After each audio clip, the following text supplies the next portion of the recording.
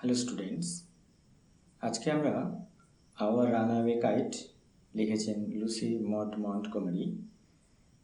Unit 2 এর সমস্ত টেক্সটগুলোকে আজকে আলোচনা করব এবং প্রত্যেকটা শব্দের অর্থ জানব এবং বাংলা অর্থ নিজেরা করতে শিখব।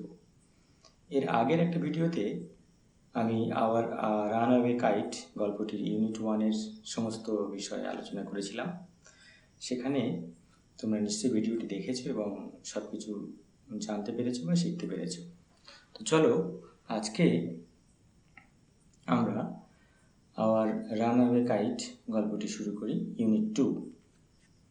তো প্রথমে আমরা যেমন এই গল্পটির লেখক লুসি মড মন্টগোমারি, তার সম্বন্ধে একটু জেনে নেব। লুসি মড মন্টগোমারি এটাই তার পুরো নাম। তিনি ছিলেন একজন কানাডিয়ান অথর, অর্থাৎ কানাডার অধিবাসী। তিনি মূলত শিশুদের উপন্যাস, চিলড্রেন্স নভেলস, পোয়েমস এবং শর্ট স্টোরিজ, ছোট গল্প, কবিতা এবং শিশুদের উপন্যাস লেখালেখি করতেন। তার উল্লেখযোগ্য কাজগুলোর মধ্যে আমরা জানব Anne of Green Gables, Rilla of Ingleside, Emily of New Moon. আরও একবার বলছি, Anne of Green Gables, Rilla of Ingleside, Emily of New Moon. আমরা এই নামগুলো ভবিষ্যতের জন্য মনে রাখব। তো চলো এবারে আমরা জেনে নিই গল্পটির মূল বিষয়বস্তু, যেটা আমি আগেও ইউনিট 1-এ বলেছি। সেটা আরও একবার জেনে নিই তোমাদের আরও বোঝার সুবিধার জন্য। This short story is about a brother and a sister living on an isolated island with their father, who, through a series of incidents, get reunited with their long-lost relatives. It is a touching tale that underlines the value of relationships. বাংলাতে যদি আমরা এই গল্পটিকে ভাবি তাহলে এমন: এই গল্পটি একটি ভাই ও একটি বোনের একটি নির্জন দ্বীপে তাদের বাবার সঙ্গে বসবাস করার কাহিনী, যারা অনেক ঘটনাক্রমের মধ্যে দিয়ে তাদের দীর্ঘদিনের হারিয়ে যাওয়া আত্মীয়দের সাথে মিলিত হয়। এটি একটি মর্মস্পর্শী কাহিনী, যেটি সম্পর্কের মূল্যকে বুঝিয়ে দেয়। বর্তমান সময়ে, বর্তমান সমাজ এবং সভ্যতায় আমাদের এই গল্পটির গুরুত্ব অপরিসীম, সেটা আমরা সকলেই বুঝতে পারছি। তো চলো এবারে আমরা এই গল্পটির ইউনিট 2-তে চলে যাই, যেখানে টেক্সটের অংশগুলো আছে আমরা দুটি ভাগে ভাগ করেছি তোমাদের বোঝানোর সুবিধার জন্য। তো প্রথম অংশটি আমরা একটু পড়ে নিই, খেয়াল করো, স্ক্রিনে অবশ্যই তোমরা দেখতে পাচ্ছ। তো চলো। It is always lovely on the big half moon in summer. When it is fine, the harbor is blue and calm, with little wind and ripples. Every summer we had some hobby. The last summer, before Dick and Mimi came, we were crazy about kites. A boy on the mainland showed Claude how to make them. Back on the island, we made plenty of kites. Claude would go around to the other side of the island, and we would play shipwrecked mariners, signaling to each other with kites. We had a kite that was big and covered with lovely red paper. We pasted gold tinsel stars all over it and had written our names full on it: Claude Letty and Philippa Letty, Big Half Moon Lighthouse. তো আমি একবার তোমাদের জন্য জুড়ে পড়লাম, আরও একবার চলো। উচ্চারণের সুবিধার জন্য আমি আরও একবার পড়ছি, খেয়াল করো। It is always lovely on the big half moon in summer, when it is fine. The harbor is blue and calm, with little wind and ripples. Every summer we had some hobby. The last summer, before Dick and Mimi came, we were crazy about kites. A boy on the mainland showed Claude how to make them. Back on the island, we made plenty of kites.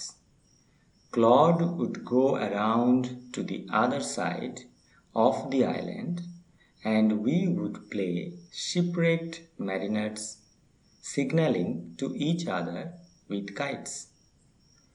We had a kite that was big and covered with lovely red paper. We pasted gold tinsel stars all over it and had written our names full on it. Claude Letty and Philip Paletti, Big Half Moon Lighthouse. তো আমরা unit 2 এর প্রথম অংশটি পড়লাম এবং তোমরা ডান দিকে খেয়াল করো, এই প্রথম অংশটির কঠিন যে শব্দগুলো তোমাদের মনে হতে পারে সেগুলোর একটা লিস্ট আমি লিখে রেখেছি। সেগুলো তোমরা ফলো করতে পারো, লিখে নিতে পারো বা পরে মুখস্থ করতে পারো। এবারে আমরা শব্দার্থগুলোকে জানলাম। জানার পরে আমরা এবারে চেষ্টা করব যে ইউনিট 2 এর প্রথম যে অংশটি আমরা এতক্ষণ পড়লাম তার বাংলা অর্থ করতে। তো চলো। It is always lovely on the big half moon in summer. গ্রীষ্মের সময় বিগ হাফ মুন সবসময় সুন্দর, মনোরম থাকে। When it is fine, the harbor is blue and calm, with little wind and ripples. এই মনোরম সময়ে বন্দরটি মৃদুমন্দ বাতাস ও ছোট্ট তরঙ্গ নিয়ে নীল এবং শান্ত হয়ে যায়। Every summer we had some hobby. প্রত্যেকটি গ্রীষ্মে আমরা কিছু শখ মেটাতাম। The last summer, before Dick and Mimi came, we were crazy about kites. গত গ্রীষ্মে যখন ডিক আর মিমি আসলো, আমরা ঘুড়ি নিয়ে উৎসাহী হয়েছিলাম। A boy on the mainland showed Claude how to make them. মূল ভূখণ্ডের একটি ছেলে ক্লডকে দেখিয়ে দিয়েছিল কিভাবে ওগুলো বানাতে হয়। Back on the island, we made plenty of kites. দ্বীপে ফিরে এসে আমরা প্রচুর ঘুড়ি বানিয়েছিলাম। Claude would go around to the other side of the island, and we would play shipwrecked mariners, signaling to each other with kites. Claude দ্বীপের অন্য প্রান্তে যেত এবং আমরা ভগ্ন জাহাজের নাবিকদের মতো একে অপরকে ঘুড়ি দিয়ে ইশারা বা সংকেত দেওয়ার খেলা খেলতাম। We had a kite that was big and covered with lovely red paper. আমাদের একটি সুন্দর লাল কাগজে মোড়া বড় ঘুড়ি ছিল। We pasted gold tinsel stars all over it and had written our names full on it. Claude Letty and Philip Paletti, Big Half Moon Lighthouse. আমরা আঠা দিয়ে চকচকে সাজানো তারাদের ঘুড়িটির সমস্ত উপরে লাগিয়ে দিয়েছিলাম এবং লিখেছিলাম আমাদের নাম, ক্লড লেটি এবং ফিলিপ প্যালেটি, বিগ হাফ মুন বাতিঘর। তো আমরা ইউনিট 2 এর প্রথম অংশটি পড়লাম, অর্থগুলোকে জানার চেষ্টা করলাম এবং এই পুরো অংশটির বাংলা অর্থ কেমন হয় সেটাও শিখলাম। তো চলো এবারে আমরা ইউনিট 2 এর পরবর্তী অংশ সেটাতে যাই। One day there was a grand wind for kite flying. I am not sure how it happened, but as I was bringing the kite from the house, I tripped and fell over the rocks. My elbow went clear through the kite, making a big hole. We had to hurry to fix the kite if we wanted to send it up before the wind fell. We rushed into the lighthouse to get some paper. We knew there was no more red paper. We took the first thing that came handy, an old letter lying on the bookcase. In the sitting room, we patched the kite off with the letter, a sheet on each side, and dried it by the fire. We started out, and up went the kite like a bird. The wind was glorious, and it soared. All at once, snap! And there was Claude, standing with a bit of cord in his hand, looking foolish. Our kite had sailed away over to the mainland. আশা করি তোমরা বুঝতে পেরেছো, উচ্চারণগুলোকে জানতে পেরেছো। আমরা unit 2 এর শেষ অংশটুকু পড়লাম। তোমরা খেয়াল করেছো নিশ্চয়ই যে ডান দিকে যে সমস্ত শক্ত শব্দ ইংরেজিতে আছে এই টেক্সটটার মধ্যে সেগুলো লিখে রাখা আছে। তোমরা সেগুলো ভালোভাবে দেখে নোট ডাউন করে রাখতে পারো বা মুখস্থও করে রাখতে পারো। চলো আমরা শব্দের অর্থগুলোকে জানলাম। এবারে আমরা পুরো অংশটির বাংলা অর্থ কেমন হয় সেটা শিখব। One day there was a grand wind for kite flying. একদিন সেখানে ঘুড়ি ওড়ানোর উপযুক্ত দারুণ হাওয়া বইছিল। I am not sure how it happened. আমি নিশ্চিত ছিলাম না কিভাবে এটি ঘটল। But as I was bringing the kite from the house, কিন্তু আমি যেই বাড়ি থেকে ঘুড়িটি নিয়ে আসছিলাম, I tripped and fell over the rocks. আমি হোঁচট খেয়ে পাথরের উপর পড়ে গেলাম। My elbow went clear through the kite, making a big hole. আমার কনুই সরাসরি ঘুড়িটির মধ্যে ঢুকে একটি বড় ছিদ্র করে দিল।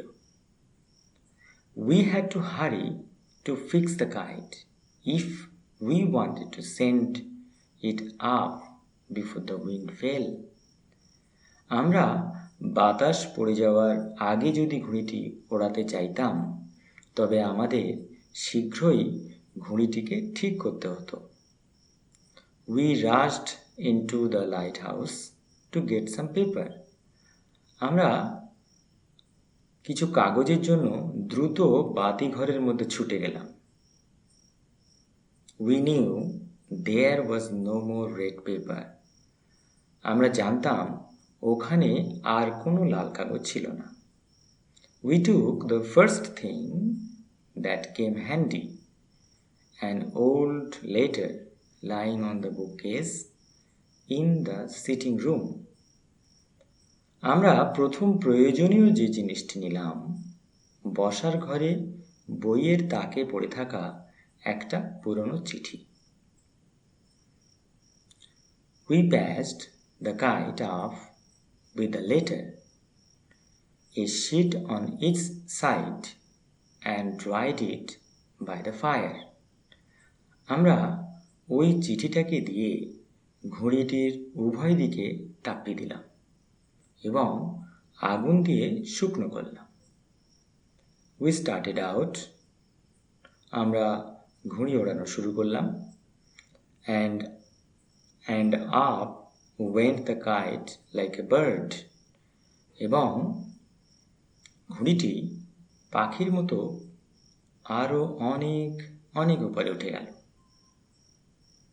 The wind was glorious and it soared.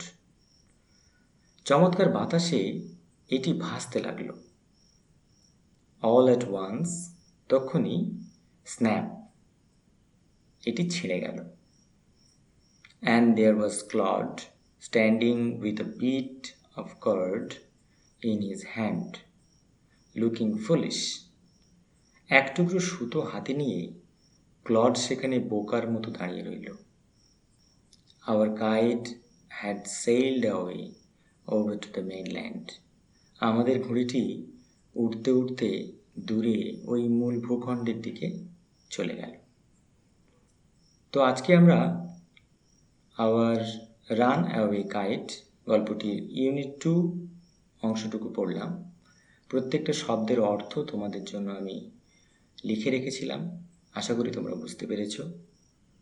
এবং প্রত্যেকটা অংশ আমি বেশ কয়েকবার ভালো উচ্চারণ করার জন্য বলে দিলাম এবং এর বাংলা অর্থ কেমন হবে সেটাও বলে দিলাম। আশা করি তোমরা বুঝতে পেরেছো এবং এখান থেকে অনেক কিছুই শিখতে পারবে বা জানতে পারবে।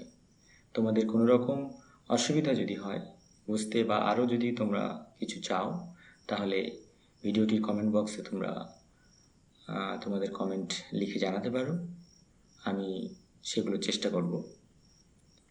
আজকে তাহলে এই পর্যন্তই। অশেষ ধন্যবাদ।